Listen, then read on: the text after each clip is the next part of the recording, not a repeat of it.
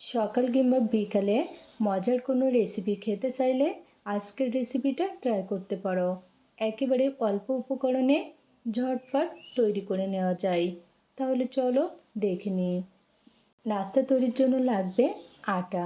তো শুরুতে 300 গ্রাম আটা নিয়ে নিলাম, টেস্ট অনুযায়ী লবণ। আর হ্যাঁ, এখানে আমি আটা নিয়েছি, তোমরা চাইলে কিন্তু আটার পরিবর্তে ময়দাও নিতে পারো।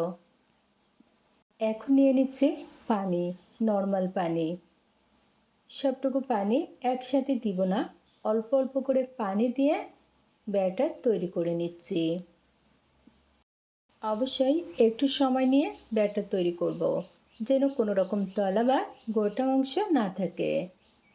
1 কাপ আটার জন্য পানি লাগছে 1.5 কাপ। খুবই ভালো করে মিশিয়ে নেওয়া হয়ে গেছে।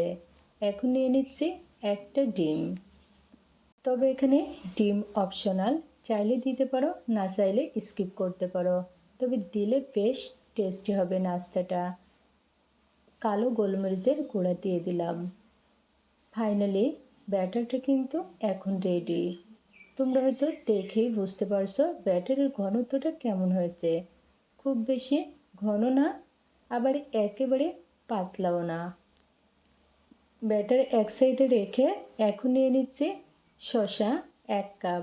শসা এরকম কুচি করে কেটে নিয়েছি। 1 কাপ গাজর গ্রেটারে গ্রেট করে নিয়েছি। 1 টেবিল চামচ পেঁয়াজ কুচি, হাফ টেবিল চামচ কালো গোলমরিচের গুঁড়া, স্বাদ মতো লবণ, 1 টেবিল চামচ টমেটোর সস। এখন সব উপকরণগুলো স্প্যাচুলারের সাহায্যে আলতোভাবে মিশিয়ে নিচ্ছি। এগুলো কিন্তু হাত দিয়ে চটকে মাখা যাবে না, তাহলে পানি ছেড়ে দিবে। মিশিয়ে নেওয়া হয়ে গেছে। নাস্তা তৈরির সমস্ত কার্যক্রম এখন রেডি। তো চুলায় প্যান বসিয়ে দিয়ে প্যানে কয়েক ফোঁটা তেল দিয়ে দিলাম। ব্রাশের সাহায্যে চারিদিকে তেল এরকম ছড়িয়ে নিতে হবে। এখন প্যান ভালোভাবে রেডি। তো ব্যাটার দিয়ে দিচ্ছি। 2 চামচ ব্যাটার দিয়ে দিচ্ছি।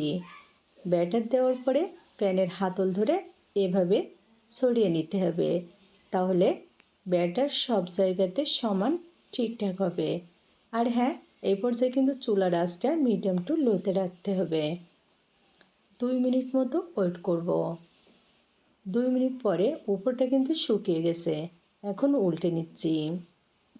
এভাবে 2 থেকে 3 বার উল্টে পাল্টে নাস্তাটা ভালোভাবে ভেজে নিব। ভালোভাবে ভাজা হয়ে গেছে।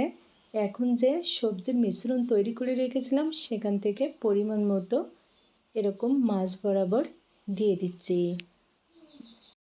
আজকের নাস্তাটা যেহেতু একেবারে কম তেলে সবজি দিয়ে তৈরি, এর জন্য অনেক বেশি হেলদি।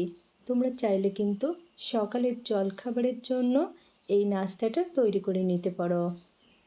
এক পাশ ফোল্ড করে ব্যাটার দিয়ে দিলাম।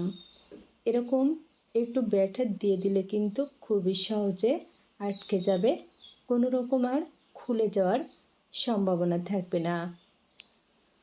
2 পাশ ভালো করে সিল করে নিব। এখন প্যানে অল্প একটু তেল দিয়ে নাস্তাটা উল্টে পাল্টে ক্রিস্পি করে ভেজে নিচ্ছি। দেখো, বেশ কয়েকবার উল্টে পাল্টে ভাজার ফলে নাস্তায় কিন্তু খুবই সুন্দর একটা কালার চলে এসেছে আর ভাজা হয়ে গেছে। তো তুলে নিচ্ছি। বন্ধুরা, খুবই সহজভাবে অল্প উপকরণে মজার একটা নাস্তার রেসিপি তোমাদের সাথে শেয়ার করলাম। যদি ভালো লাগে ট্রাই করে দেখবে। আজকে আর নয়, খোদা হাফেজ।